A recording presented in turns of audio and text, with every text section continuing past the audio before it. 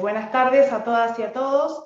Bienvenidas y bienvenidos a esta nueva videoconferencia que se realiza por parte de la Oficina de Derechos Humanos y Género del Poder Judicial de Río Negro en el marco del ciclo de capacitación virtual Derechos Humanos y Género.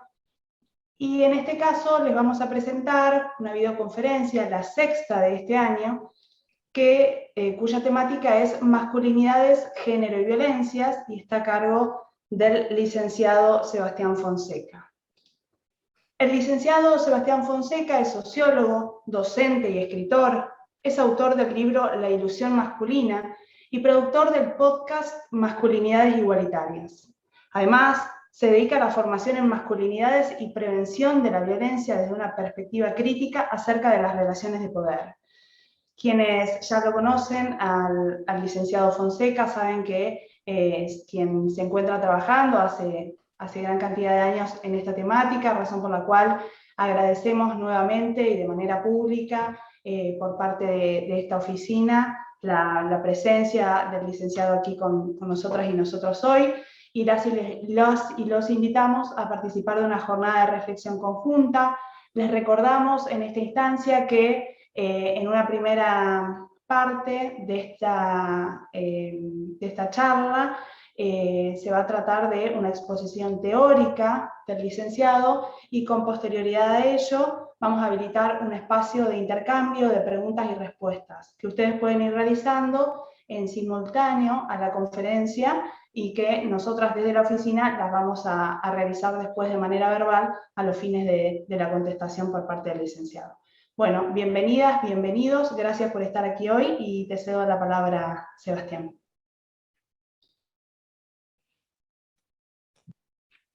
Muchísimas gracias, María Fernanda. Estoy muy contento de poder compartir este rato. Me alegra muchísimo que se haya inscrito y se haya conectado tanta gente, que se hayan conectado tantas personas. Es una señal alentadora para quienes nos dedicamos a promover, a difundir, a incentivar este tipo de actividades, este tipo de charlas, este tipo de debates. Para no, digamos, para darle dinamismo y hacer este espacio más amigable, más ameno, traje unas diapositivas que quiero compartir con ustedes. Y bueno, les voy a pedir que para humanizar este espacio, por favor, prendan las cámaras en la medida de lo posible. Y presten atención al recorrido que vamos a iniciar, que la idea mía en principio no es dar una lección magistral, sino compartir con ustedes conceptos, ideas, una manera diferente de pensar y analizar la realidad cotidiana, ¿sí? Vamos a compartir algunos datos de la realidad, algunas estadísticas, vamos a pensar, vamos a acercarnos a algunos conceptos que nos van a permitir calzarnos otras gafas, otras lentes para ver la realidad y para tratar de comprenderla, porque como ustedes saben, bien saben esto, vemos lo que entendemos. Entonces, de lo que se trata es de tender un puente de comunicación para poder analizar lo que nos rodea desde otra perspectiva, ¿sí? Como dice un amigo, siempre dice un amigo, a la hora de pensar y analizar la realidad, nada más práctico que una buena teoría. Pero no solamente vamos a manejarnos en el mundo de las ideas, sino que vamos a estar todo el tiempo en un ida y vuelta eh, para conectar la comprensión conceptual con lo que ocurre a nivel empírico, a nivel fáctico, a nivel de lo que vemos todos los días y que damos por hecho. Ahí vamos, entonces, arrancamos este recorrido.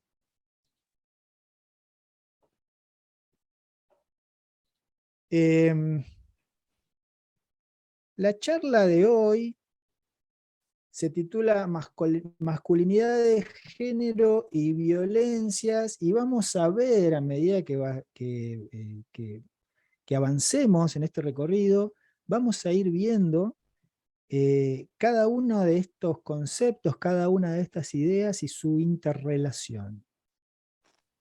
Cuando hablamos de masculinidades, antes de arrancar, es importante aclarar que cuando yo de ahora en más voy a hablar de masculinidad en singular, por momentos voy a hablar de masculinidad en singular, y cuando lo haga me voy a referir a la masculinidad clásica o a la masculinidad tradicional, a eso que todas las personas que habitamos esta sociedad podemos identificar y describir,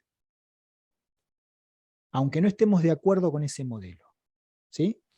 Es decir, si entra un extraterrestre por la puerta y nos pregunta, nos pide que le contemos qué significa ser varón en nuestra sociedad, posiblemente, rápidamente, podamos describir algunas características de lo que se supone, de lo que significa ser varón para nuestra sociedad, es decir, para el sentido común. Aunque no estemos de acuerdo con eso, vamos a poder describirlo. A eso me voy a referir cada vez que diga la masculinidad. En cambio, masculinidades, cuando hablamos de masculinidades en plural, estamos hablando de masculinidades diversas, masculinidades plurales, masculinidades varias, que no tienen mucho que ver con esa masculinidad en singular, que funciona en realidad como un dispositivo, funciona como un programa de aprendizaje, funciona como un dispositivo de poder, que ya me estoy adelantando demasiado, ya lo vamos a ver con detenimiento en un ratito.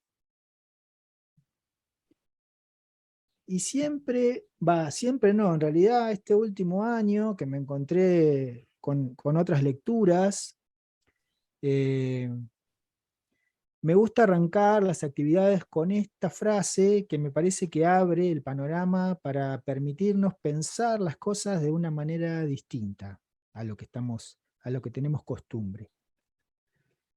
Y es esta frase maravillosa de Boaventura de Sousa Santos, que es un científico social portugués, que en su libro Epistemologías del Sur, en el capítulo 1, nos regala esta frase maravillosa que dice: la realidad siempre responde en el mismo lenguaje en el que es interrogada. La realidad siempre responde en el mismo lenguaje en el que es interrogada. Porque nos asomamos al mundo con un conjunto de ideas, de preconceptos, y lo que vamos a ver en el mundo es lo que ya tenemos en la cabeza, en gran medida. Es decir, que la realidad se configura a partir de nuestras expectativas. Es lo que pensamos de antemano, son nuestras propias expectativas lo que van a generar la imagen que percibimos de ese mundo al que nos asomamos. ¿Sí? Vamos a volver a lo largo del recorrido con esta frase que me parece muy importante. Y es muy importante también arrancar este tipo de actividades mencionando rápidamente el pensamiento binario, porque el pensamiento binario es un procedimiento, una serie de operaciones mentales que realizamos en la vida cotidiana, que es un tipo de pensamiento que tenemos muy internalizado, y que opera casi de manera automática, que hasta parecería ser intuitivo. Pero claro que no es natural, sino que el pensamiento binario responde a una percepción determinada de la realidad. ¿Sí? Ustedes saben lo que es el pensamiento binario, o dicotómico, como le llaman algunos autores, que es esto de entender la realidad, leer la realidad, pensar la realidad y pronunciarse sobre la realidad en términos de opuestos, ¿no?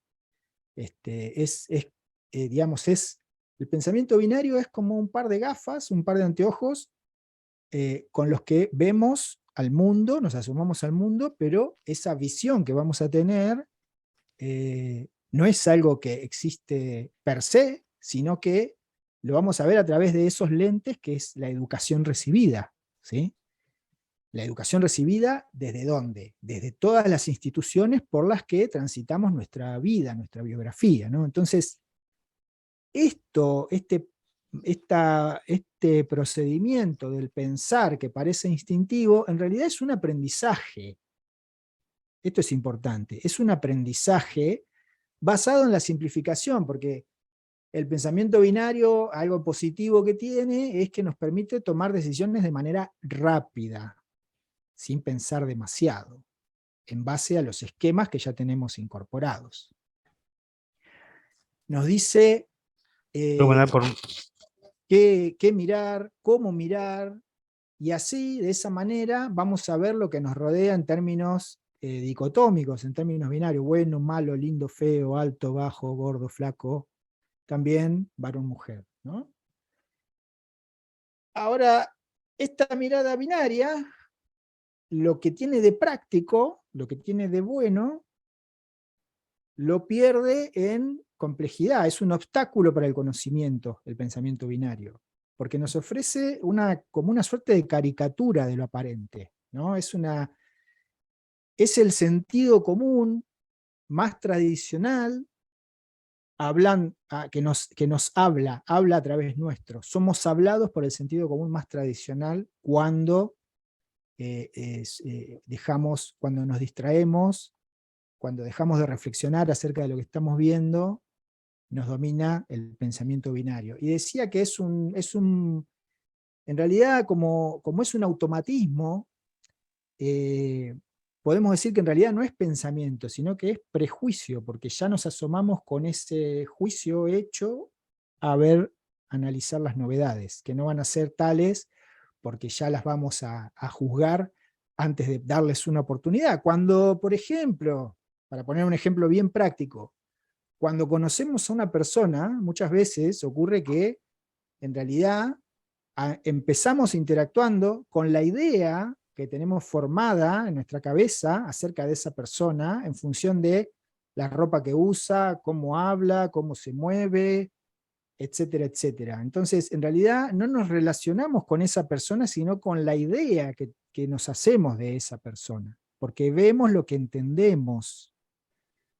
Y por eso, porque vemos lo que entendemos, es que el pensamiento binario es un obstáculo para el conocimiento, porque nos impide avanzar en la complejidad de la realidad social, que si hay algo justamente complejo es la realidad social, ¿no? Si hay algo complejo, dinámico, cambiante, que requiere multidimensional, que requiere de una mirada complejizadora, es la realidad social. Entonces, esta conversación, esta charla es una invitación a probarnos otros anteojos. Es una invitación a probarnos por un rato otros anteojos que nos permitan ver las cosas de otra manera. No estaríamos acá hablando de esto si no fuese por los feminismos, por el movimiento feminista y todas las luchas y todas las demandas históricas que han llevado adelante y que nos han puesto incluso a preguntarnos a los varones cuál es nuestro lugar a la hora de pensar el horizonte del cambio social. Me estoy adelantando un poco, pero bueno, vuelvo un poquito.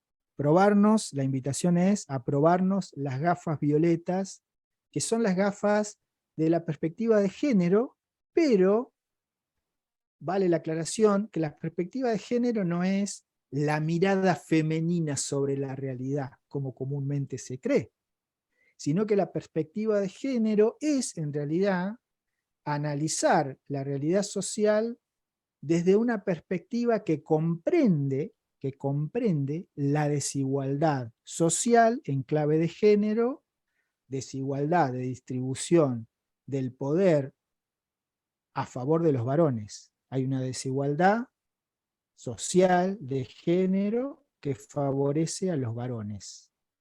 Y ahora lo vamos a ver en un ratito. Entonces, esa es la perspectiva de género, esa clave de lectura, esa clave de mirada. No la mirada femenina sobre la realidad o lo que piensan las mujeres sobre la realidad y sobre el mundo, ¿sí? Sino que es la mirada sobre la desigualdad. Vamos a arrancar por lo más básico porque hay mucha gente conectada y sospecho un público muy heterogéneo con distintos intereses y distintos niveles de formación y de acercamiento a las temáticas. Por lo tanto, voy a pasar rapidísimo por acá, que esto es básico para que podamos entender de qué vamos a hablar en un ratito. Hay tres conceptos centrales a la hora de hablar de lo que vamos a hablar que son fundamentales, que son las diferencias, las particularidades de lo que es el sexo biológico, la identidad de género y la orientación sexual. Son tres puntos básicos para poder entender lo que viene. Entonces, sexo biológico se refiere a esas características anatómico-biológicas con las que nacemos, ¿sí? Que son tanto externas como internas, no me voy a detener en el detalle de todo lo que implica. Y por su parte la identidad de género es la vivencia de género tal como cada persona la experimenta y la siente, ¿sí? Que se puede corresponder o no, se puede corresponder o no con el sexo biológico. Por su parte está la orientación sexual, que es la atracción física, emocional, erótica, espiritual que sentimos hacia otra persona. Y ahora un ejemplo para que quede bien claro esto, ¿sí? Porque acá el gran malentendido que estamos atravesando desde hace unos cuantos años es que se confunde género con sexo. Y esa es una gran confusión, ¿no? Digamos, los roles de género, las actitudes, digamos, se cree o se construye culturalmente y se reproduce socialmente la idea de que hay determinadas actitudes, determinados comportamientos que se corresponden con un género determinado, ¿no? Y eso es cultural, no tiene que ver con una cuestión natural, sino que son diferencias históricamente construidas que reproducimos y naturalizamos, pero que no nos detenemos a analizar. Entonces, les decía, para tener un ejemplo bien claro de todo esto, y ya arrancamos con la charla, porque todavía no dije nada en realidad. Por ejemplo, como ustedes saben, las personas a las que se llama personas cis son aquellas personas que nacieron con determinadas características anatómico-biológicas y adoptan una identidad de género que se corresponde con la identidad de género que le asignaron al nacer, ¿sí? Por ejemplo, cuando yo nací, me asignaron el género varón y yo reconozco mi identidad de género como varón. Entonces soy un varón cis, ¿sí? Ahora, cis quiere decir del mismo lado, es un término que trajeron que se trajo de la química, si no me equivoco, y que quiere decir del mismo lado. Ahora trans, varón trans, digamos, por ejemplo, una persona trans, o una mujer trans, o un varón trans, trans quiere decir del otro lado, es decir, se trata de una persona cuya identidad de género no se corresponde con la identidad de género que le asignaron al momento de nacer, ¿sí? Es decir, un varón trans, para decirlo así con un ejemplo bien concreto, un varón trans puede ser una persona que al momento de nacer, por sus características anatómico-biológicas, le hayan asignado el género mujer, pero esta persona después, al desarrollarse, opta por una identidad de género de varón, entonces va a ser un varón trans. Y acá vamos a ver el tema de la orientación sexual, ¿no? Es decir, un varón cis, es decir, un varón cuya identidad de género se corresponde con la identidad de género que le asignaron al nacer, si ese varón se siente atraído física, emocional y espiritualmente por otro varón, va a ser un varón cis gay, Ahora, el varón trans,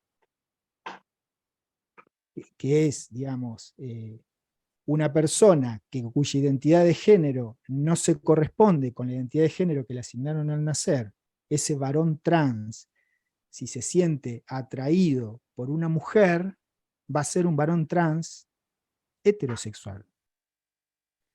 Y acá se entiende la diferencia entre estos tres conceptos, entre estos tres términos. Y bueno, y ahora vamos a avanzar y vamos a poner un pie en el acelerador.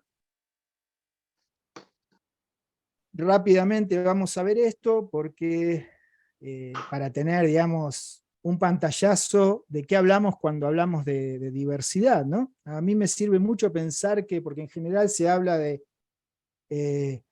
que está, digamos, la identidad de género, la masculinidad tradicional, la feminidad tradicional, el binario cisgénero, y después se habla de que viene todo el colectivo de la diversidad. O sea, a mí me ayuda a pensar que en realidad todas las personas habitamos la diversidad, que las identidades de género, cisgénero, hombre cis, mujer cis, también forman parte de la diversidad, aunque sean mayoritarias.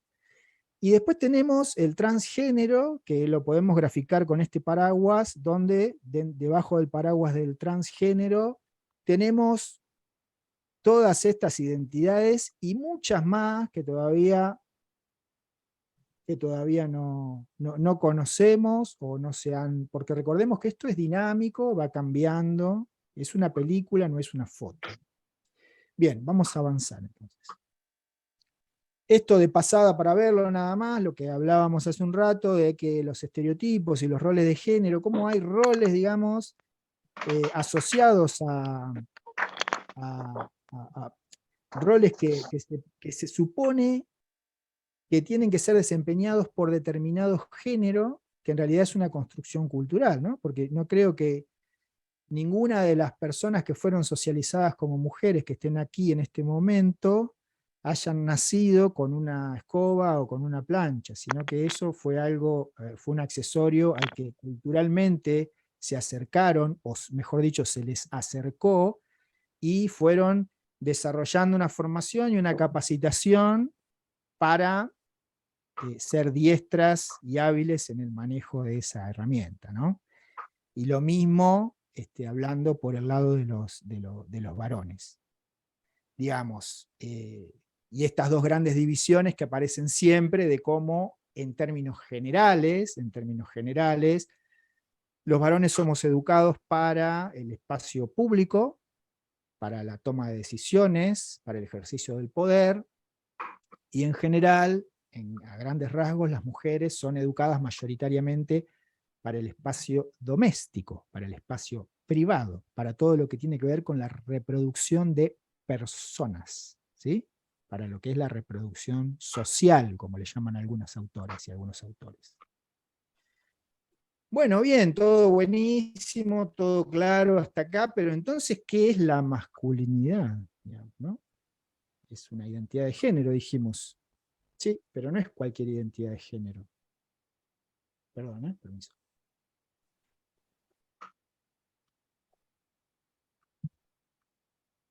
No es cualquier identidad de género. Es la identidad de género,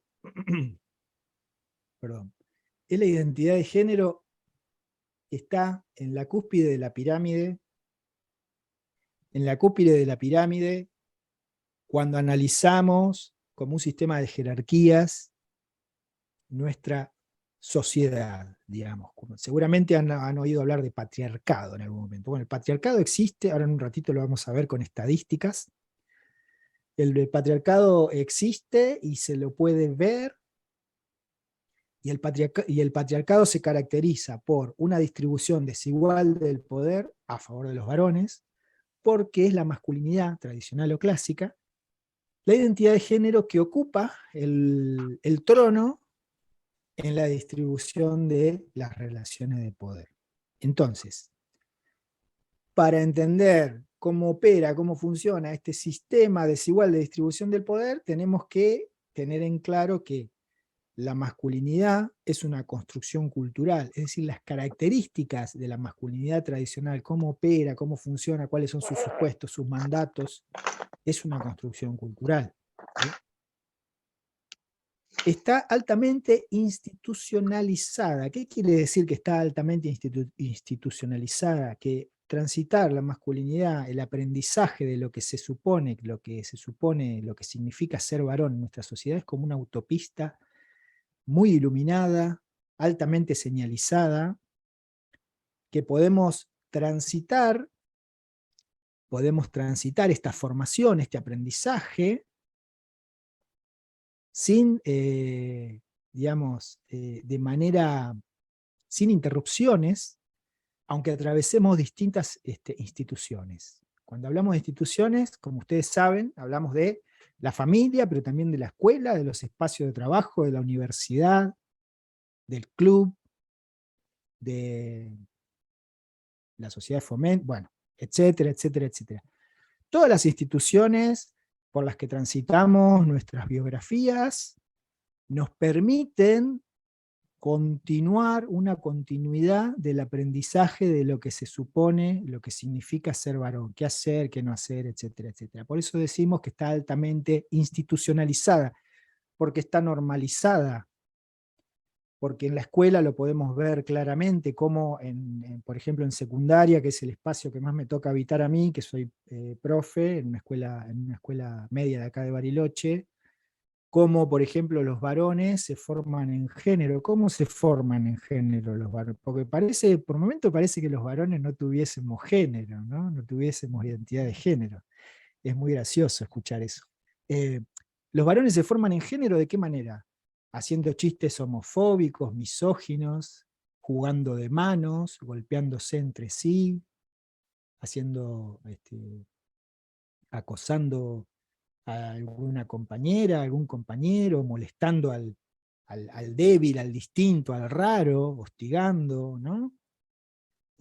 Aceptando la humillación antes de ser excluido, antes de no pertenecer. Bueno, podríamos estar hablando un rato acerca de qué manera los varones se forman en género durante la adolescencia.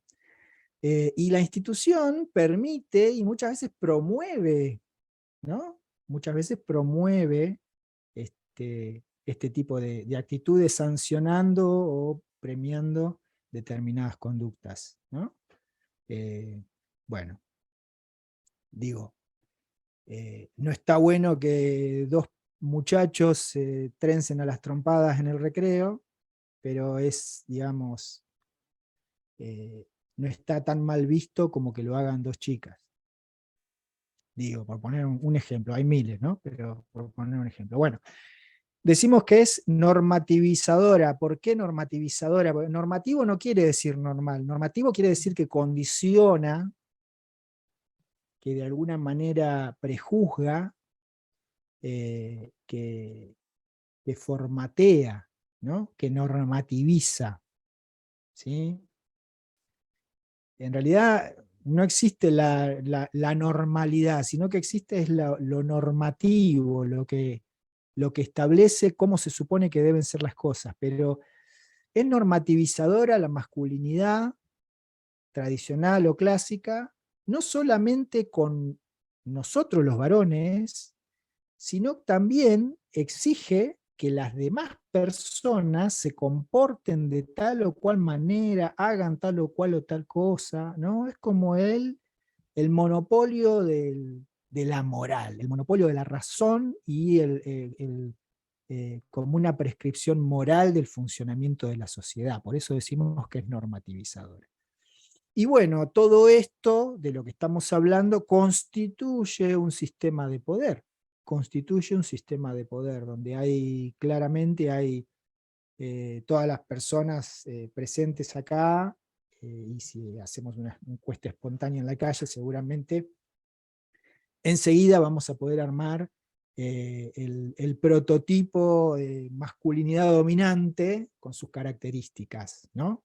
Y el ideal, digamos, el tipo ideal de masculinidad dominante. Y de ahí podemos describir algunas masculinidades que serían subordinadas o, digamos, varones con menos características, que se alejan de ese tipo ideal y que son aquellos que cumplen función, en los grupos de varones, cumplen funciones de sometimiento o de servilismo, ¿no? Bueno, entonces ya voy a ponerle un poco de ritmo, porque sospecho que por ahí se están durmiendo del otro lado. Aparte, esta hora también es difícil, entiendo. Bueno, vamos, ya llegamos a una conclusión importante. Con lo que vimos hasta ahora, llegamos a una conclusión importante, que es que la masculinidad tradicional es la identidad privilegiada en el sistema de relaciones de poder. ¿Sí? El sistema de relaciones de poder desigual a favor de los varones. Y acá les quiero hablar, son muchas personas, entonces no da para hacer un experimento que suelo hacer con el tema de la gestión de las emociones, pero no quería dejar de mencionarlo, porque es una cuestión muy importante, porque si, digamos, les voy a mostrar unos datos primero, que es, digamos, yo hace 7 años, sí, 7 años que vengo desarrollando actividades en colegios secundarios, charlas, talleres, pero también con otros públicos de otras edades, de distintos niveles de formación, etcétera, etcétera, y más o menos pude reconstruir un patrón, una tendencia, algo que se repite una y otra vez, que es lo siguiente, fíjense. El ejercicio es muy simple. Les hago a los presentes la pregunta acerca de cuál es la emoción que les visita con mayor frecuencia. Y lo que suele ocurrir es que, en términos porcentuales, las respuestas siempre más o menos repiten estos patrones. Que a los varones nos visita con mucha frecuencia la tristeza, y con poca frecuencia el miedo. La rabia también. Las mujeres está como más distribuido en general las emociones que experimentan con mayor frecuencia, como más variado, más diverso. Pero en los varones siempre aparece la tristeza, ¿no? como muy, muy presente. Ahora, igual esta pregunta, que es la primera que hago, no aporta información, pero en realidad la trampa en realidad, la pregunta de la que no se puede ser políticamente correcto a la hora de responder es esta. ¿Cuál es la emoción más difícil de expresar? Y fíjense lo que pasa. Se mantiene en las mujeres la equivalencia, y en los varones aparece la tristeza como la más difícil de expresar. También el miedo, aunque no es tan frecuente, sí es muy difícil de expresar. Y la rabia aparece siempre como la menos difícil de expresar. Es decir, que los varones sabemos bien cómo expresar la rabia. Pero nos cuesta mucho expresar la tristeza. Y acá, si bien esto no tiene carácter científico, yo no voy a escribir un paper con esto, pero sí me sirve para pensar y para lanzarles la pregunta y que ustedes se vayan con alguna inquietud de esta charla, y es: ¿por qué a los varones nos visita con mayor frecuencia la tristeza y al mismo tiempo es la emoción más difícil de expresar? Si alguien se anima a arriesgar una hipótesis, le abrimos el micrófono 1 o 2 minutos para que nos comparta su idea.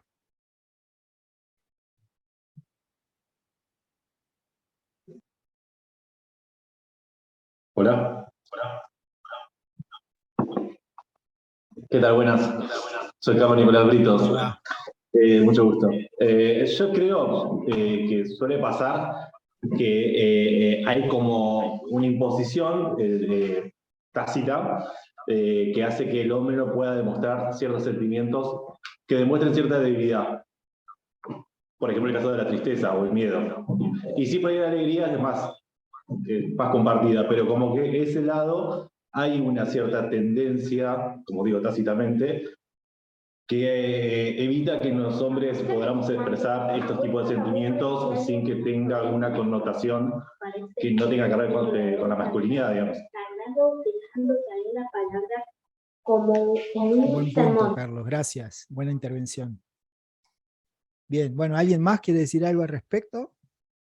¿Alguien que se Yo, anime? perdón, pregunto, más que es una pregunta, soy Damiana, es ¿Cómo estás? si tal vez pienso esto, si es más fácil identificar la tristeza para el hombre, para el varón, que identificar el miedo, justamente por este tipo de prototipos que estábamos hablando, esto de hacerse cargo más fácil de la tristeza que del miedo. O sea, lo que quiero cuestionar, digamos, jugar a cuestionar, es si es verdad este gráfico, porque les cuesta más asumirlo.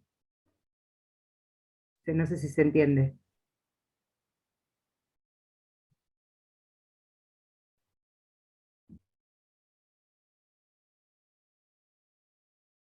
El gráfico es verdad, digamos, en general es lo que ocurre, es lo que ocurre.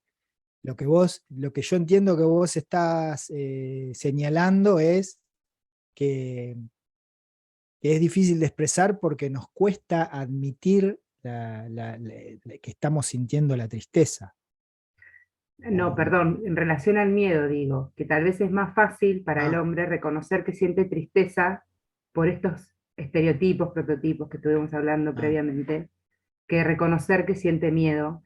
Y justamente la tristeza tal vez sea una emoción que tenga más accesible, digamos, que el miedo, justamente porque no se lo permite ni un poco. Eso sería Claro. la reflexión. Buen punto. Sí, sí, sí, sí.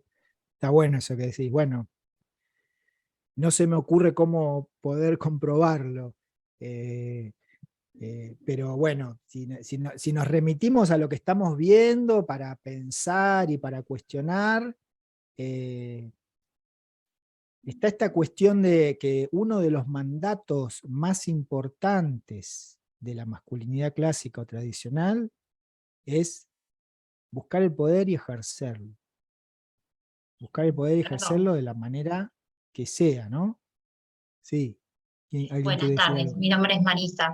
En base a esta pregunta que decía, lo que refleja, yo te consultaría esta estadística, si fue consultada, en qué fragmento o en qué edades de la sociedad, porque es el reflejo propio de una sociedad más adulta, en donde tiene que ver con la masculinidad institucionalizada, ¿no? Con estos patrones que traemos bien del patriarcado, y vos sí te pones a analizar cómo están las expresiones, siempre como el varón más fuerte, todos estos estereotipos que vemos, y por eso es como que cierto bloqueo es lo que tratan o se encuentran impedidos de demostrar y exponer, ¿no es cierto?, en el varón.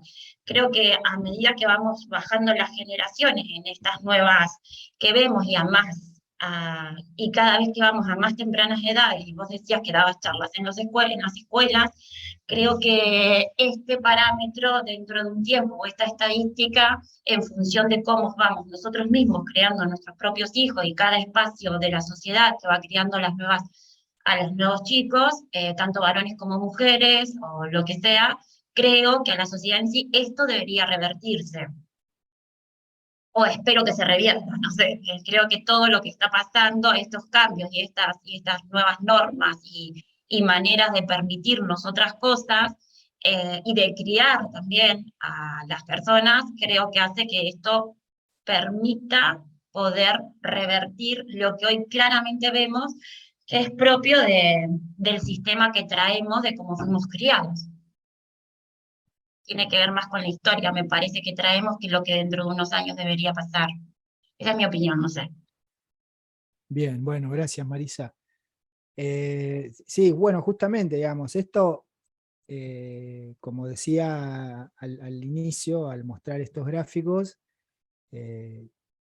sale, digamos, de distintos públicos, de distintas edades, de distintas, de distintos niveles educativos, de públicos diversos, digamos, y justamente yo lo comparto porque me parece que la riqueza que tiene es que lo que nos muestra es algo estructural. Nos está mostrando un costado de el modelo cultural que nos educa de determinada manera y que reproducimos estas formas. ¿Por qué ocurre esto, digamos? Porque hablando del mandato principal de la masculinidad, de la búsqueda del poder, ¿con quién competimos los varones? Los varones competimos con otros varones, no nos podemos permitir en esa competencia mostrar debilidad. Y hay emociones que están asociadas con la debilidad, y la debilidad, por asignación genérica, se la asocia con lo femenino. Entonces, en esta búsqueda y competencia por el poder, es una batalla que se libra todos los días desde las edades más tempranas, hay emociones que se corresponden, que han sido generizadas. Es decir, no es que los varones seamos emocionalmente limitados, sino que fuimos socializados de manera diferente en cuanto a la gestión y administración de nuestras emociones. Disculpe, Entonces, ahí tenemos una gran diferencia, digamos, en cómo administramos según nuestro género las emociones, y qué nos permitimos y qué no, qué sancionamos, qué reprimimos. Y también no es tan difícil de expresar para los varones la rabia, porque socialmente tenemos habilitada la violencia. La expresión violenta de las emociones es patrimonio de la masculinidad.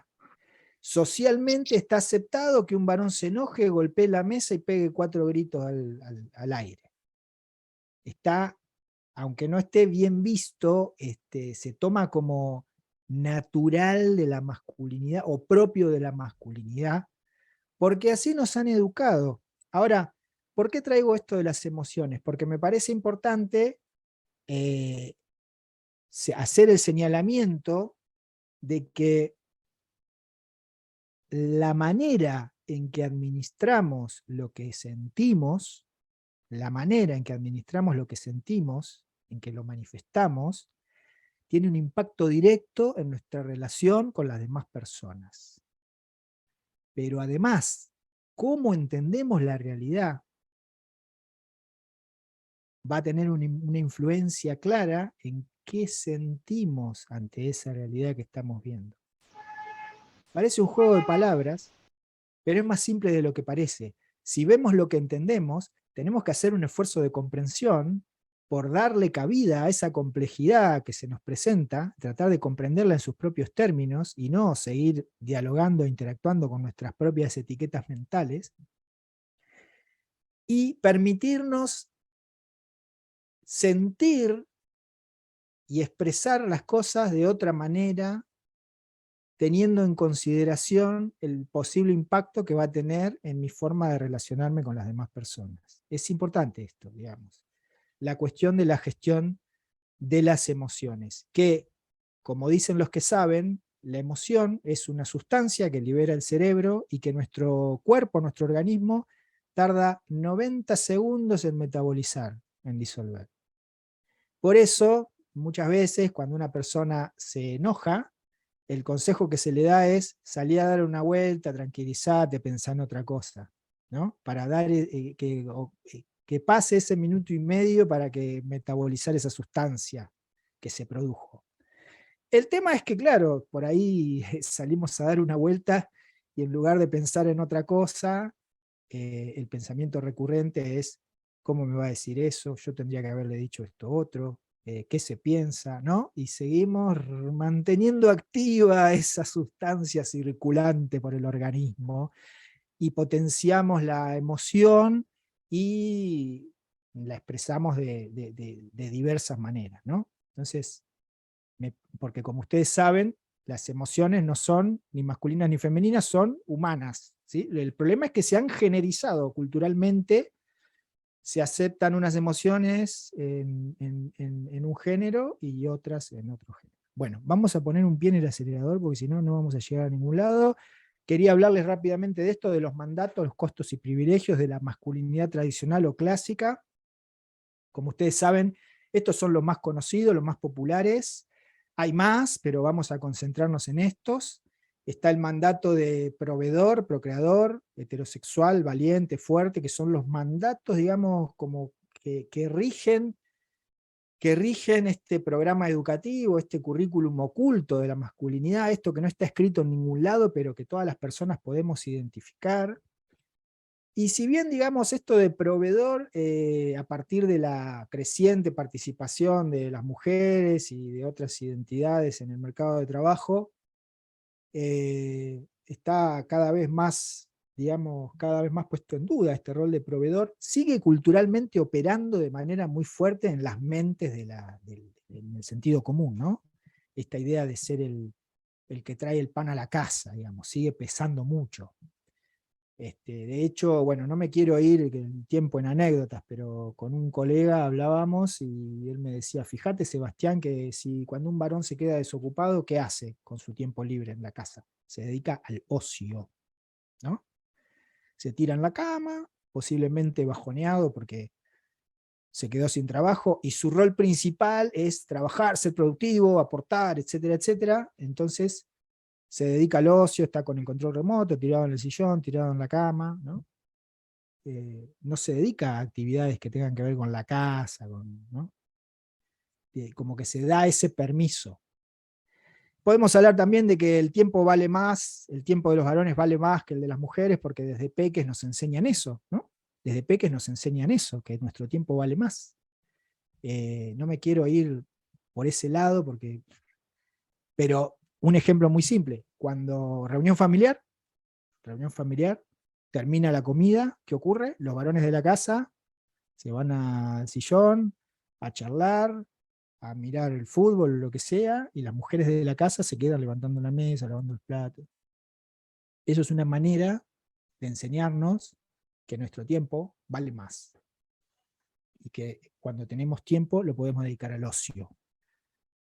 Bueno, avancemos. Les decía que esto de proveedor sigue funcionando, sigue operando en las mentes, y también podemos relativizar esto de la participación creciente de las mujeres en el mercado de trabajo, porque si analizamos estadísticas de la OIT, rápidamente lo que vamos a ver es que la participación creciente de las mujeres en el mercado de trabajo, en realidad, el tipo de actividades que hacen son actividades de tipo trabajo doméstico y de cuidado que se han mercantilizado, ¿no? Entonces, en realidad, más que empoderamiento, liberación, etcétera, etcétera, es como doble explotación, doble jornada de trabajo. Bueno, y podemos hablar un rato más también sobre eso, pero vamos a ir rápidamente. La idea del procreador, el mandato del procreador, esto también yo siempre insisto con que es un problema de salud pública, esta idea que está tan naturalizada del supermacho que puede fecundar un sinnúmero de mujeres, y que eso se da porque se supone que los varones somos máquinas sexuales que no nos podemos controlar por medio de la voluntad.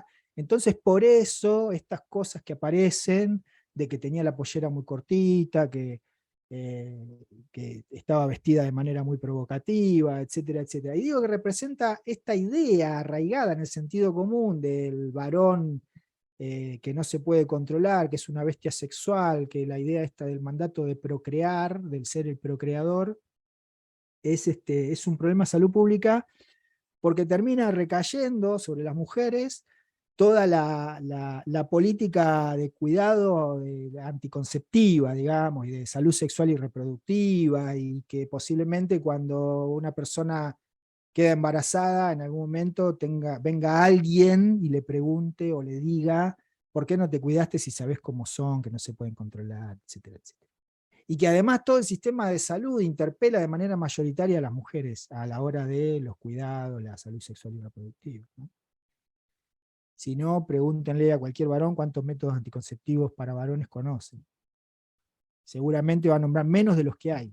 Y hay menos también porque la ciencia opera en lógica patriarcal también, históricamente. Bueno, me voy por las ramas, perdón. Vamos a concentrarnos en esto que tengo enfrente. La heterosexualidad, que en el caso de la masculinidad tradicional o clásica es una cuestión obligatoria, digamos. Que las personas tienen que ser heterosexuales. Todo lo demás es raro o se patologiza. ¿Por qué? Y acá volvemos al principio.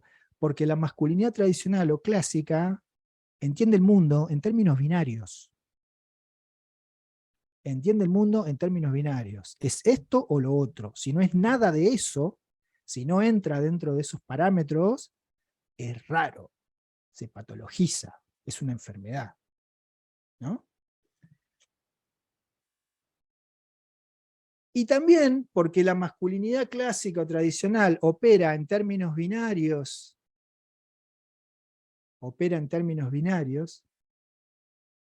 no puede ver las diferencias. Se lleva a los palos con la diversidad. No puede entender la diversidad, la detesta. Y fíjense cómo conectamos esto con la idea de meritocracia. El machismo se lleva muy bien con la idea de meritocracia. Hacen un maridaje casi perfecto, digamos, ¿no? El machismo y la meritocracia, y ciertas ideas asociadas que tienen que ver con esto de excluir la complejidad de la realidad social y presentar todo como si fuera una caricatura, como si todas las personas tuviésemos acceso a las mismas oportunidades y fuese una cuestión de esfuerzo personal llegar hasta acá o llegar hasta allá, ¿no? Es decir, al pensamiento machista, binarista, sexista, le resulta muy difícil admitir y pensar la diversidad como algo que no sea algo patológico. Bien, bueno, 2 mandatos más. Valiente y fuerte, que esto es algo que opera muy fuerte en la adolescencia. Esta idea de me tomo 1 litro de piña colada de un solo trago porque me la banco y necesito el reconocimiento del grupo de pares, que son otros varones ya validados como tales. Entonces tengo que demostrar mi hombría para pertenecer todo el tiempo y hago cada vez cosas más locas. Porque tengo que ser valiente y tengo que ser fuerte. Y ahora vamos a ver los resultados en estadísticas de estos mandatos, los costos, digamos, ¿no? Y antes de ver eso, vamos a ver que los costos se traducen en violencia contra nosotros mismos y contra las demás personas, pero también en una cuestión de salud mental y salud física, y salud mental sobre todo, porque fíjense que entre este ideal de la masculinidad tradicional o clásica, que es súper exigente, como todo modelo cultural, porque ningún modelo cultural se puede realizar por completo, nadie puede alcanzar un modelo cultural, eso es justamente un modelo, un ideal. Entonces, entre ese ideal tan exigente y la conciencia del propio ser, llega un momento que digo, no, yo no puedo todo esto, no puedo todo esto.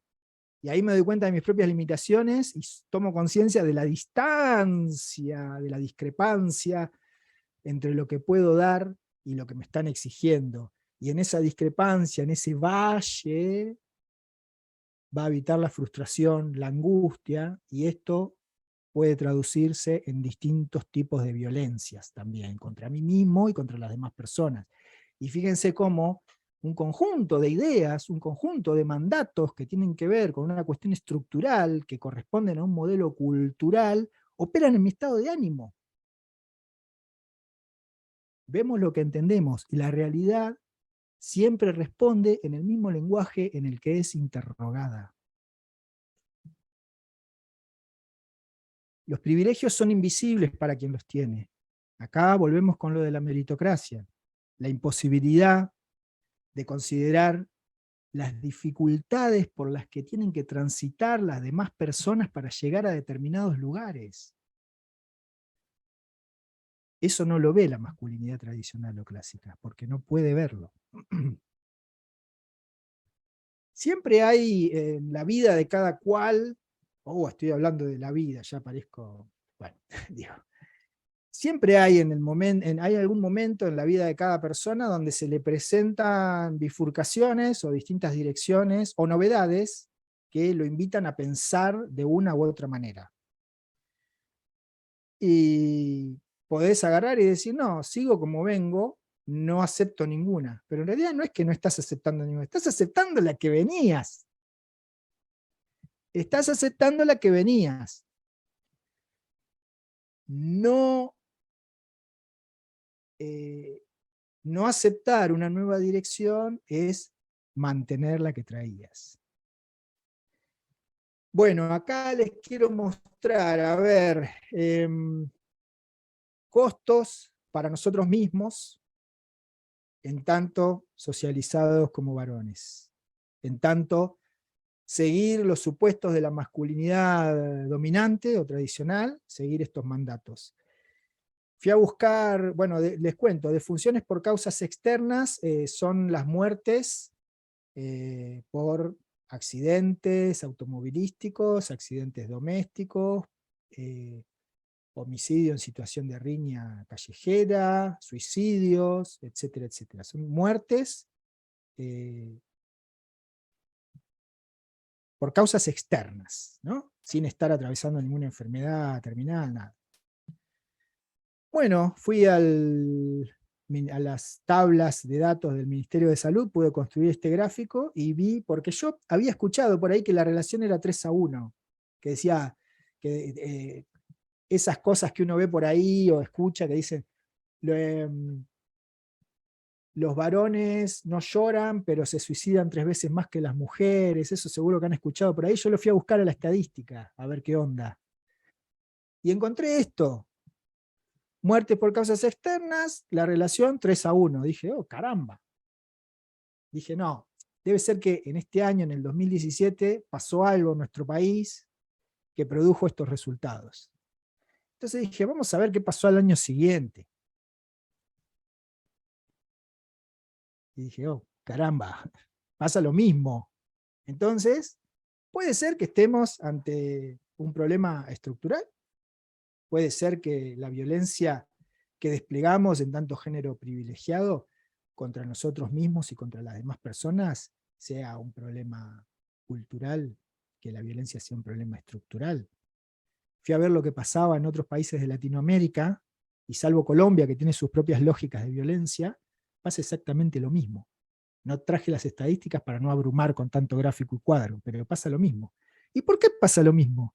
Porque es una cuestión estructural, es un modelo cultural, que está más allá de las voluntades individuales, y está más allá de la negación de decir, yo no soy así porque yo no insulto, yo no pego, yo no violo, yo no mato. No, ok, bueno, pero fuiste educado de esta manera, y quizá en la vida cotidiana, sin darte cuenta, producís y reproducís estas desigualdades que terminan desembocando, porque estas son las manifestaciones de un sistema que funciona con determinada lógica.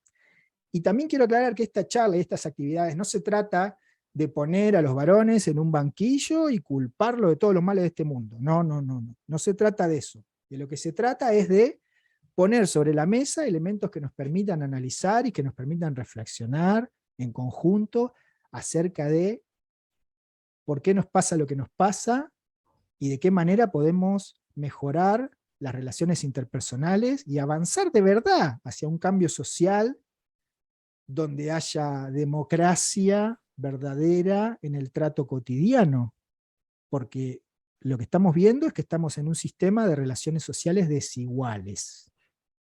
Entonces tenemos que tratar de generar mecanismos para desarmar esto y generar otra cuestión más igualitaria, más equitativa. Bueno, volvamos a los datos. Fíjense, esto es el mismo gráfico anterior, pero desagregado según edades. Y fíjense lo que pasa en la adolescencia y juventud, donde se dispara la diferencia, ¿sí? Porque lo que estábamos viendo hace un rato era el promedio, ¿sí? Pero fíjense cuando lo desagregamos por rango etario, cómo en la adolescencia y la juventud es donde más ocurren estas muertes por causas externas, porque es donde se dan las conductas temerarias que intentan demostrar ser merecedor del calificativo de varón, que se la banca, ¿no? Fíjense cómo el modelo cultural alimenta con muerte a nuestra sociedad, ¿no? Bueno, estas son unas estadísticas que tienen que ver con el cuidado de la salud de nuestra queridísima provincia de Río Negro. Rápidamente quería compartir con ustedes. Esto es consultas ambulatorias, es decir, gente que se presenta, personas que se presentan de manera espontánea a hacer una consulta de algo vinculado con la salud. Y fíjense que la gran mayoría, en las distintas generalidades, los distintos tipos de consultas, son mujeres las que acuden con mayor frecuencia a realizar consultas de tipo preventivo, porque los varones no entendemos a la salud en una lógica preventiva, y esto tiene que ver con mandatos culturales, de bancársela, de ser fuerte, etcétera, etcétera, ¿no? Entonces, no vamos al médico, a la médica, no vamos a una consulta médica por las dudas. De hecho, el año pasado se hizo una encuesta con jóvenes acerca de estas cuestiones, y una de las respuestas que más aparecía: no, yo voy a una consulta médica cuando se ve el hueso, cuando duele, cuando sangra, cuando se ve el hueso, ¿no? Y fíjense, estas son las defunciones por causas externas en nuestra provincia de Río Negro, que no sé por qué es más alto que el promedio del nivel nacional, ¿no? Pero fíjense que 9 de cada 10 personas que mueren en Río Negro, por lo menos en el año 2018, por causas externas, han sido varones, y cómo es mayor la proporción en la edad adulta, en la edad que se supone como la mayor, digamos, la edad donde tienen que cumplirse todos los mandatos, todos los supuestos, ¿no? La edad de la revalidación de la masculinidad, por decirle de alguna manera. Conclusión de esto es que los varones, la relación que tenemos con la salud, siguiendo mandatos culturales, es de que vamos a una consulta cuando estamos más cajón que manzana, o más cerca del arpa que de la guitarra, ¿no? Para decirlo así con términos de la escuela de Frankfurt. Bueno, avancemos. Eso era con nosotros mismos, y esto es con las demás personas. Fíjense, bueno, esto vamos a verlo rápidamente, son femicidios entre el 1 de enero al 31 de agosto. La gran mayoría de los casos, casi 6 de cada 10, fueron a manos de la pareja o la expareja, lo cual derriba por el suelo la teoría del loquito suelto, ¿no? Siempre que aparece un caso de femicidio, se investiga a la víctima, se dice poco del perpetrador, a veces se lo pinta como un loquito suelto, que salió de la oscuridad, ¿no? Y en realidad está más que demostrado que siempre es la pareja, la expareja o alguien del círculo íntimo, ¿no? Y esta idea que se puede asociar con la idea de propiedad privada, ¿no? Si no sos mía no vas a ser de nadie. Bueno, un montón de elucubraciones que podemos hacer que tienen que ver con mandatos de género de la masculinidad. Sintetizando, y ya para, digamos, ir tratando de cerrar todas estas ventanas que acabamos de abrir, los varones somos históricamente, en términos generales, educados, socializados para ser activos, tener el control, estar a la defensiva, ser fuertes, aguantar el dolor en la lucha por la vida, ¿no? Esta competencia incesante, valernos por nosotros mismos, ¿sí? La cuestión de la independencia, la autonomía, el cuerpo como herramienta, preocuparnos por hacer y no por sentir. Esto es interesante. En general, los varones, cuando nos juntamos con otros varones, hablamos de lo que hacemos, de lo que vamos a hacer, pero de lo que sentimos, olvídate. No hablamos de lo que sentimos con otros varones. ¿Con quién hablamos de lo que sentimos? ¿Quiénes son nuestros soportes emocionales? Nuestras amigas, nuestras compañeras, ¿no? Para pensar. pensar a las mujeres como personas a disposición, bueno, no solamente como soportes emocionales, sino también como estoy en un bar, hay una mujer sola en una mesa, está disponible, ¿no? Esta idea así de disponibilidad. O de, bueno, yo, digamos, siempre cuento una anécdota que está que abre el libro también, que es en un viaje en el colegio secundario, un viaje de estudio. En un momento yo tenía las zapatillas sucias y vi que mis compañeras estaban lavando ropa ahí en las piletas de lavar la ropa, y me acerqué y le pedí a una compañera que por favor si me podía lavar las zapatillas, y me dijo que no, y yo me enojé. Claro, y ahora con el tiempo y con los anteojos violetas, me doy cuenta que tenía el machismo tan internalizado que di por hecho que le iba a llevar las zapatillas y me las iba a lavar. Y me sorprendió que me dijera que no, claro, me sorprendió que me dijera que no, porque yo tenía internalizada la idea de a disposición o a servicio de, ¿no? Sí, porque si mi mamá siempre me lava las zapatillas, o sea, ni se lo tengo que pedir. Y si te lo pido, ¿cómo vas a decir que no? ¿No? Digo, son varias las conclusiones que salen de una simple anécdota. Y dominar el espacio público, que es básicamente para lo que somos educados institucionalmente los varones, ¿no? Dominar el espacio público.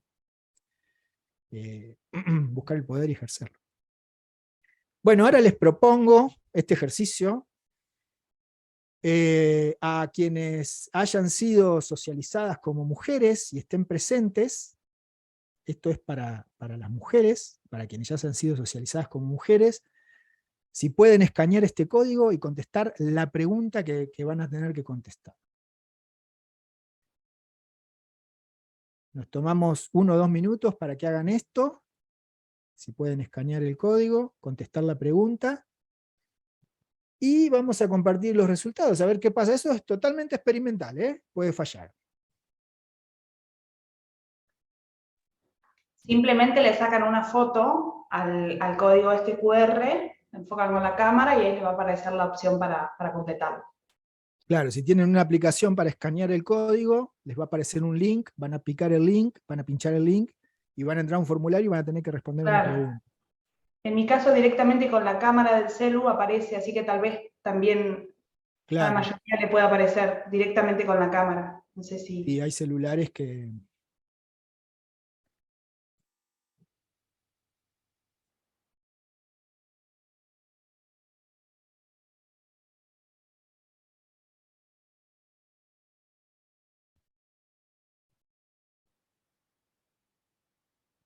Bueno, ya hay unas cuantas respuestas.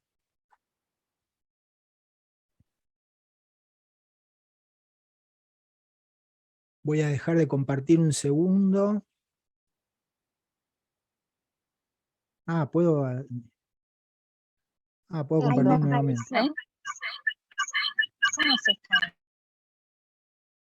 Bueno, interesante lo que estoy viendo. ¿Quieren ver? Les recuerdo que esto no tiene, digamos, lo que estamos haciendo es indagar en el sentido común, a ver qué pasa, ¿no? En la cuestión experiencial, a ver. Y ahora les voy a contar. Vamos a ver qué pasa. Bueno. Listo, les comparto entonces, a ver cómo es.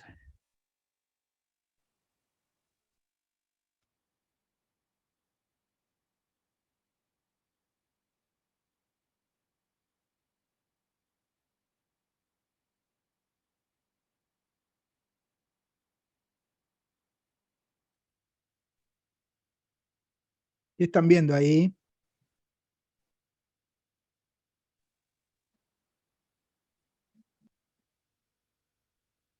¿Ven el gráfico? Sí, sí se ve. ¿Y qué dice?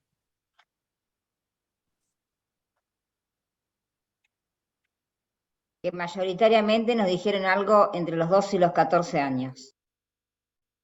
¿Y después qué categoría sigue? Entre los 15 y los 17.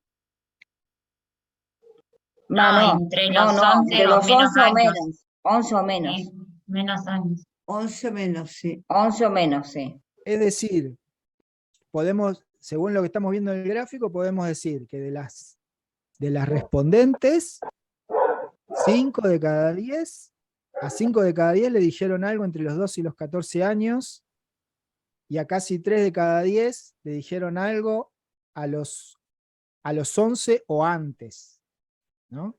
En el espacio público, en la calle. Es decir, que podemos decir que de las que respondieron, 8 de cada 10 tenía 14 o menos años de edad cuando alguien les dijo algo en la calle. Una barbaridad. ¿Sí? Bueno, a ver, ¿cómo salgo de acá?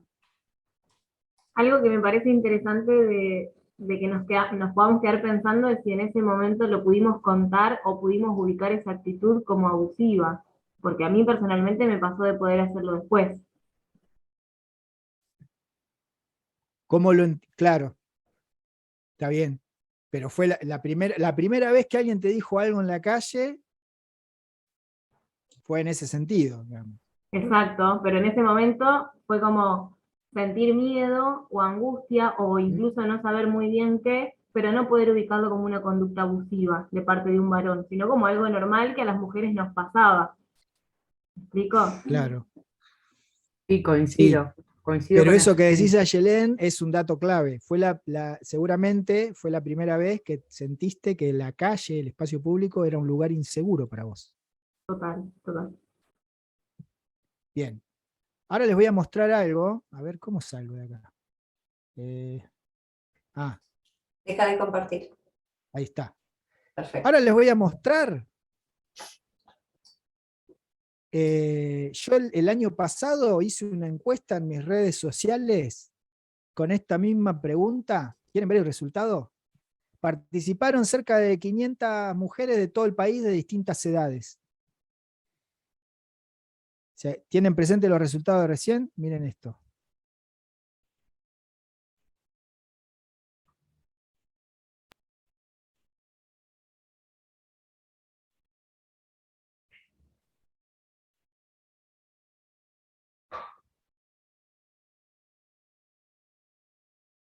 Cinco de cada 10 respondentes dijeron que les habían dicho algo entre 12 y 14 años de edad, y casi 4, es un poco más alto acá, casi 4 de cada 10 dijeron que tenían 11 años o menos cuando le dijeron algo en la calle.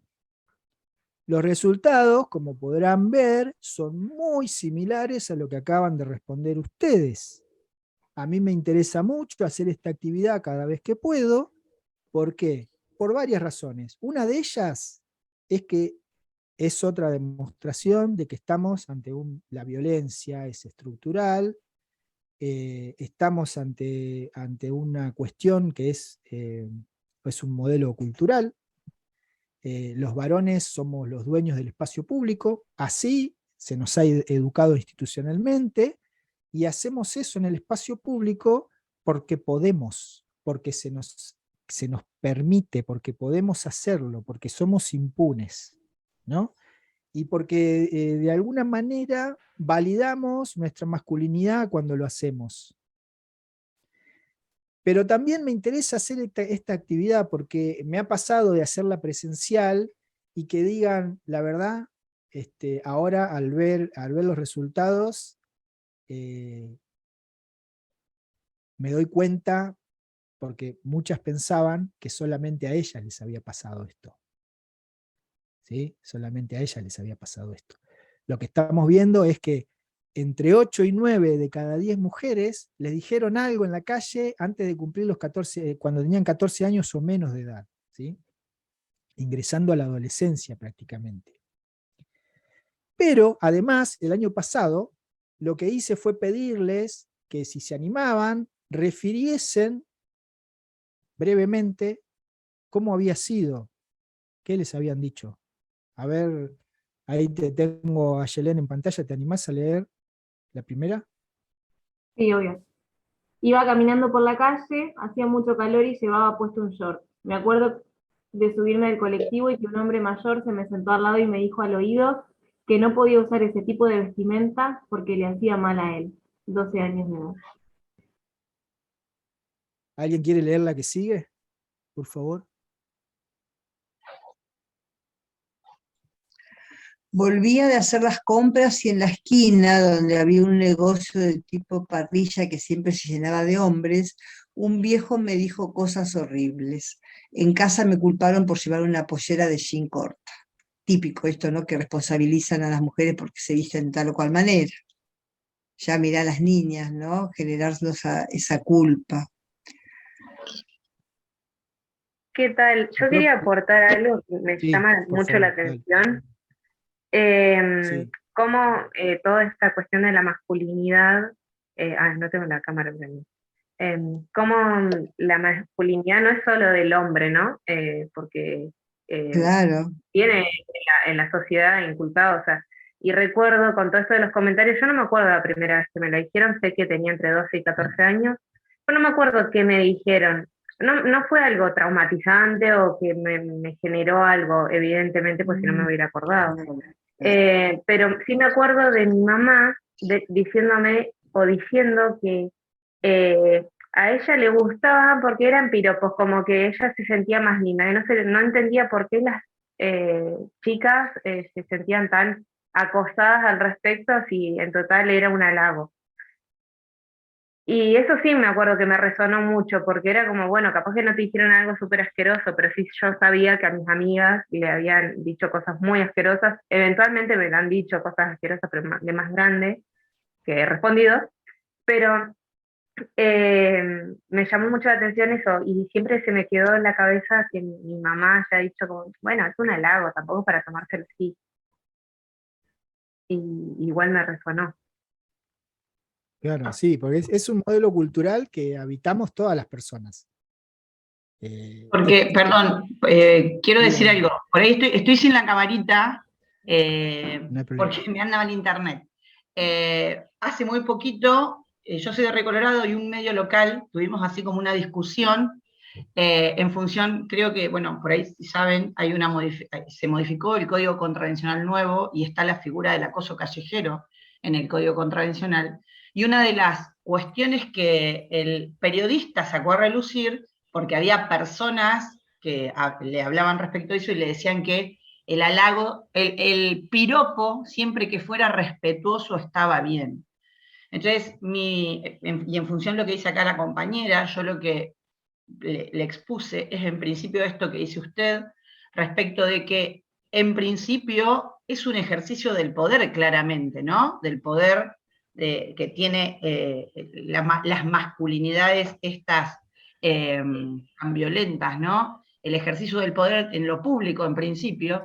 Y en segundo lugar, y teniendo sobre todo en cuenta todo lo que nos dice y lo que nos trae acá respecto de los testimonios, digo, ¿por qué yo, o por qué una mujer, y fundamentalmente por qué las niñeces, las adolescentes, tienen que estar evaluando si ese piropo es respetuoso o es un halago, o es generalmente el principio de una violencia aún peor? ¿Por qué yo voy caminando por la calle y tengo que estar evaluando, me lo dice con respeto, me lo dice porque tiene otra intención? Si yo voy por la calle con un objetivo determinado, sea cual fuese, voy a la escuela, salgo a bailar, o sea, ¿por qué tengo que estar gastando esa energía o pensando cuál es la intención cuando fundamentalmente también tenemos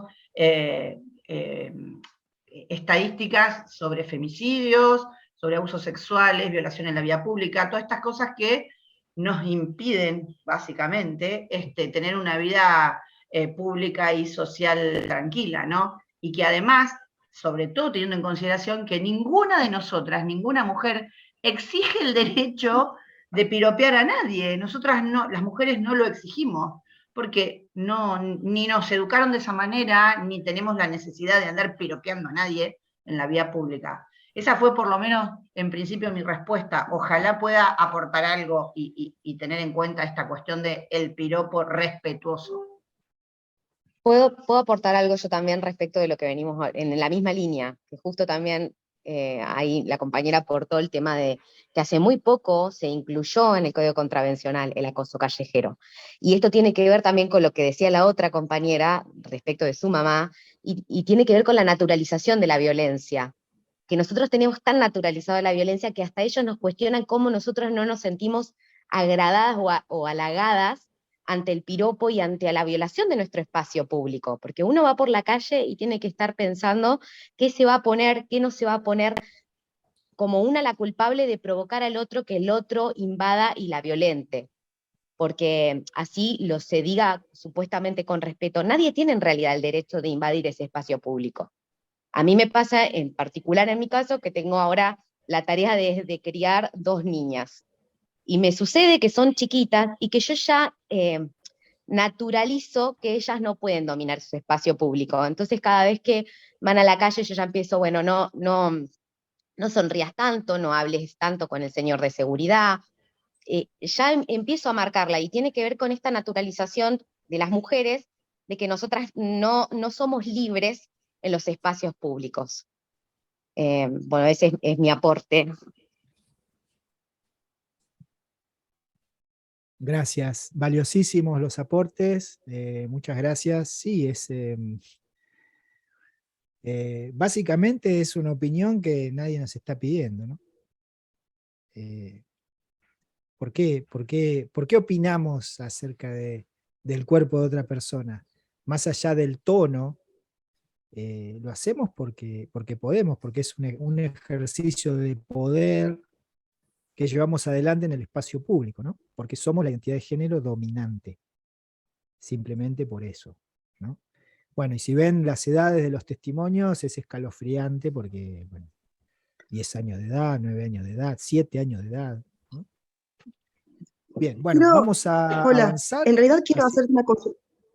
Sí. Perdón, como para no irnos, Sí. Sebastián y grupo de trabajo, la verdad que muy interesante, no solo la disertación, sino también el intercambio que se fue generando, que fue profundizando el análisis, que fue retomando los temas que fuiste tocando, como que las preguntas se fueron contestando solas además, Sebastián, así que muchas gracias por eso, pero si te parece, como para ir cerrando, hay 2 preguntas concretas que nosotros rescatamos de las preguntas que fueron surgiendo y que se fueron hablando, y una dice, ¿cómo se trabaja con compañeros de trabajo que ningunean, ridiculizan, actúan con sorna con estas temáticas de desigualdad de género y cuando quedan en evidencia con sus prácticas machistas y cómo quedan, perdón porque lo leí mal, en evidencias con sus prácticas machistas en su desempeño laboral?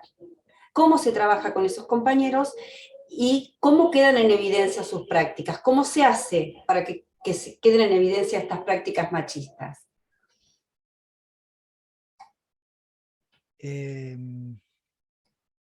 Cuando alguien minimiza una problemática que no le afecta directamente, la está mirando desde el privilegio y no desde la empatía. Entonces, quizá una manera de entrar nunca es el tono acusatorio ni el enojo, sino el desafío de cómo podemos generar empatía en esas personas. ¿Y cómo podemos generar empatía en esas personas? Bueno, llevando adelante actividades de sensibilización, de concientización, de tratar de que comprendan y entiendan que esa postura es discriminatoria, es violenta, es irrespetuosa, sin retar, sin acusar, ¿no? Tratando de ahí de abrir un espacio de diálogo, de reflexión, poniendo evidencia sobre la mesa, y es por ahí, digamos, ¿no? Generando actividades, y es algo que no va a ocurrir de un día para el otro, no van a tener una iluminación por mirar un gráfico y van a repensar toda su biografía, porque de alguna manera ese tipo de respuestas tiene que ver en realidad con la defensa de un programa de aprendizaje, que es, digamos, esto de la resistencia propia de lo que se conoce como micromachismo, ¿no? Esta actitud defensiva que tiene que ver con sentir que se está cuestionando todo eso que se supone que yo debía hacer, se está cuestionando mi identidad, por lo tanto reacciono defendiéndome, es casi una actitud refleja, ¿no? Que hay que trabajar y desarmar con actividades, charlas, debates, reflexiones, también políticas de la propia organización. También necesitamos el Estado esté cada vez más presente, también necesitamos a los medios de comunicación de nuestro lado para que se deje de poner la lupa sobre la víctima cuando hay un caso de violencia de género, etcétera, etcétera, etcétera. Necesitamos más Federers y Nadals agarrados de la mano y llorando. Necesitamos muchísimas acciones desde distintos ángulos, ¿no? Tampoco que yo tengo la verdad de cómo se prepara la buena milanesa. Es simplemente un enfoque, una perspectiva. Esto creo que dijiste, Sebastián, un enfoque, una perspectiva, un ejercicio de conciencia, de trabajo articulado, de empatía. Son propuestas, estrategias y como horizontes a seguir trabajando. Hay otra pregunta que es como la síntesis de un programa educativo. Vos hiciste referencia a que trabajás en educación en instituciones secundarias, y acá esta pregunta refiere a cómo se propone trabajar la violencia masculina en las instituciones educativas de nivel superior, con toda la complejidad que eso conlleva. Más o menos lo respondiste, pero si querés de alguna manera, y también si te parece a modo de cierre, explayarte sobre esto que entiendo que también es parte de tu trabajo. Bueno, lo puedo responder con las últimas diapos, mientras voy mostrando y voy hablando sobre eso. Se me hizo cortito, pensé que no voy a llegar y al final, a ver, vamos a avanzar un poco. Bueno, de esto ya hablamos en realidad. Esto es un poco la pirámide del odio, en realidad es como la pirámide de la violencia, son muy similares. Bueno, en otro momento hablaremos de ello.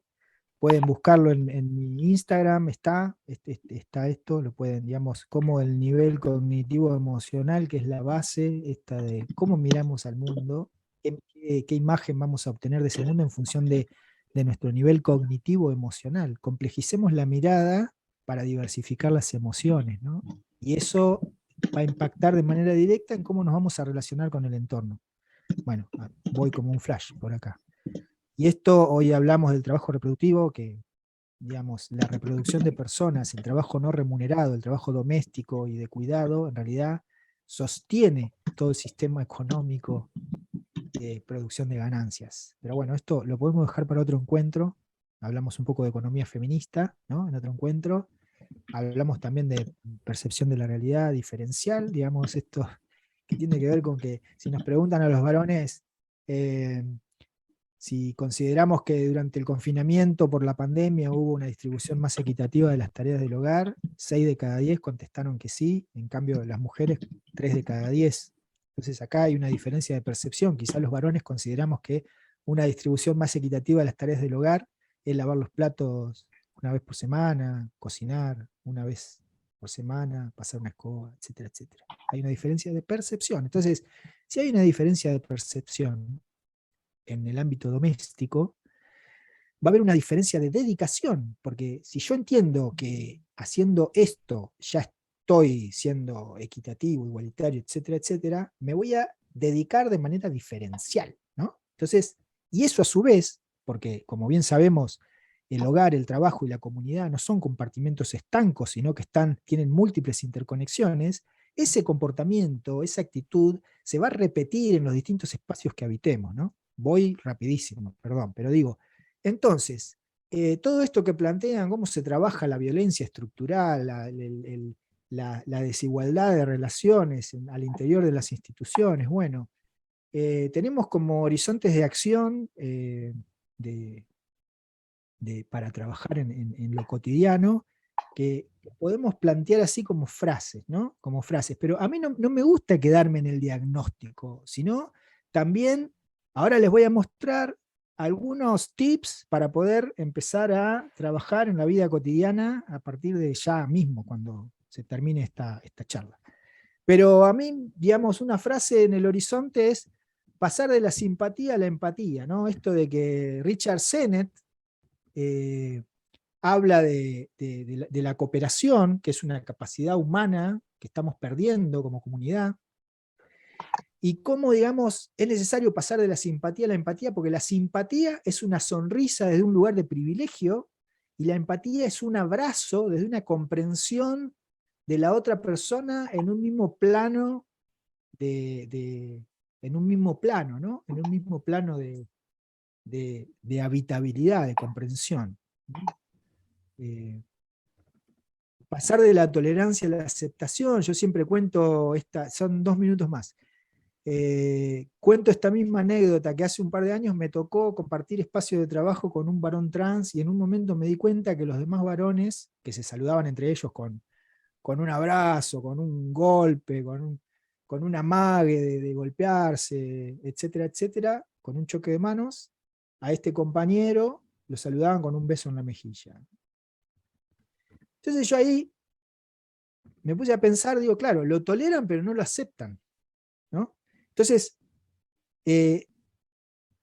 toleramos que convivas, que estés en nuestro mismo espacio al mismo tiempo, pero en donde tengamos la mínima oportunidad de demostrarte que no te aceptamos, lo vamos a hacer. Entonces te vamos a saludar con un beso en la mejilla. Entonces es necesario buscar este pasaje de la tolerancia a la aceptación, porque tolerar, como bien sabemos, no es aceptar. Ahora, 3 grandes ejes que cada cual puede proponerse en su vida cotidiana, más allá de las actividades que cada organización pueda pensar para desarrollar y planificar, etcétera, etcétera, cada cual en su vida cotidiana es necesario que revise, sin distinción de género, acá, revisar la gestión emocional. ¿De qué manera estoy expresando lo que siento? Y preguntarme, ¿por qué siento eso que siento ante determinado estímulo? ¿Por qué me produce rechazo que se me acerque y me hable una persona trans? ¿Por qué me enoja que le pido algo a una mujer desconocida y me dice que no? ¿Por qué me enfurece que un inmigrante no me atienda bien? No sé, un montón de preguntas que nos podemos hacer en la vida cotidiana antes de expresar nuestra emoción. ¿Por qué siento lo que siento y por qué me sale expresarlo de esta manera? Después otra cosa que podemos hacer inmediatamente, por lo menos a intentarlo, es re difícil, pero empezar a intentarlo. Quitar presión heteronormativa, dejar de suponer que todas las personas que conocemos son heterosexuales. Basta de preguntarle a tu sobrina si ya tiene novio. Basta de suponer que la pareja de una compañera de trabajo es un varón, ¿no? Y bueno, 1000 ejemplos más se me ocurren. Otra cosa que podemos hacer es tender puentes de comunicación, que tender puentes de comunicación es pronunciarnos, ¿sí? Esto de lo que hablaba un gran pedagogo, Freire, pronunciar el mundo.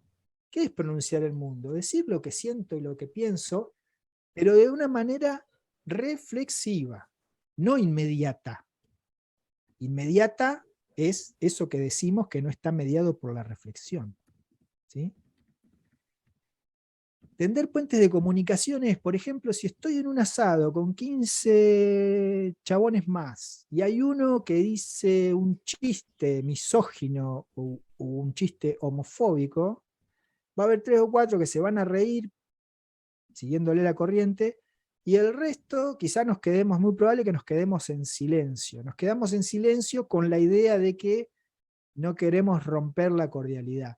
Pero en realidad, más que no romper la cordialidad, lo que estamos haciendo es sostener el pacto de crueldad machista, de burlarse de las demás personas. De burlarnos de las demás personas desde una creencia que habitamos un lugar de superioridad. Pero claro, es una creencia fomentada durante toda nuestra biografía por las distintas instituciones por las que atravesamos. Entonces, es muy complejo el tema, por supuesto, pero tender puentes de comunicación, en este ejemplo que estoy dando, significaría agarrar y decir, fulano, ¿Eso es un chiste? ¿Un chiste para que se ría quién? ¿Cuáles son los supuestos de ese chiste? La verdad que eso, bueno, nada. Y ahí, al pronunciarnos, al pronunciar el mundo de manera reflexiva, posiblemente las demás personas que se quedaron en silencio estén experimentando la misma incomodidad que estoy experimentando yo. Entonces de lo que se trata es de transformar la incomodidad en algo productivo, y si yo me pronuncio, posiblemente otras personas se animen a pronunciarse, y esto parece naif, parece ingenuo, pero si empezamos a quitarle los soportes comunicacionales al machismo, y somos cada vez más personas, vamos a generar otras dinámicas socioculturales de comunicación, donde el machismo ocupe cada vez un lugar más marginal, ¿no? Hoy nadie quiere ser señalado de machista, ni siquiera quienes claramente son machistas, pero todavía, si bien hemos avanzado muchísimo, por suerte no, gracias a la lucha incansable de un montón de personas, todavía nos falta muchísimo, y hay como un recrudecimiento de determinadas violencias que tienen que ver con esto del patriarcado sintiéndose amenazado y reaccionando de manera un poco arrebatada y entrecortada, ¿no?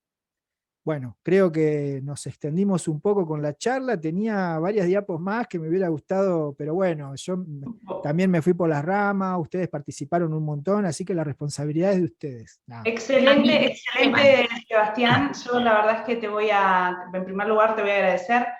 Hay aún en este momento alrededor de 150 personas que todavía se encuentran conectadas. Hemos tenido una convocatoria de alrededor de 200 personas, que es un montón. Sobre todo sostener una conferencia de casi 2 horas, un poquito más de lo previsto. Antes de agradecerte esta cuestión y de centrarme en lo que fue la charla, lo que voy a decir es que hubo preguntas, un montón de preguntas relacionadas en el chat. Una de ellas fue los datos acerca de femicidios. Yo compartí en el chat el registro nacional oficial de las cifras de femicidios, transfemicidios y travesticidios, y también compartí el glosario de géneros al que en algún momento se hizo referencia a lo largo del chat y que forma parte de un documento elaborado por el Poder Judicial del Río Negro. También les comparto y les hago mención, porque hacían referencia a si esta presentación iba a poder visualizarse con posterioridad, o bien para quienes tuvieron que retirarse hace un ratito, o bien para quienes desean volver a verla o compartirla con pares. Y sí, la grabación va a estar disponible en la página del Poder Judicial de Río Negro, en la página oficial, en la sección de la Oficina de Derechos Humanos y Género.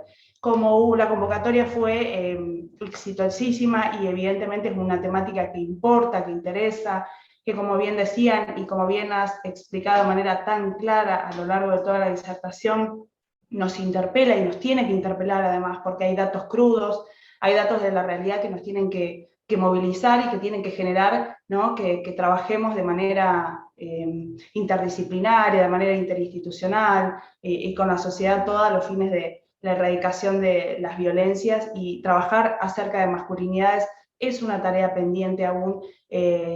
Seguramente volveremos a convocarte desde el Poder Judicial de Río Negro para realizar otra disertación, otra charla, otra conferencia, y agradecerle tanto a vos, Sebastián, como a todas las personas que estuvieron aquí presentes hasta este momento, son las 7 menos cuarto, con tanta atención, con tanto respeto y con tanto compromiso con esta temática. Así que muchas gracias y nos vemos en la próxima videoconferencia. Gracias nuevamente. Hasta luego.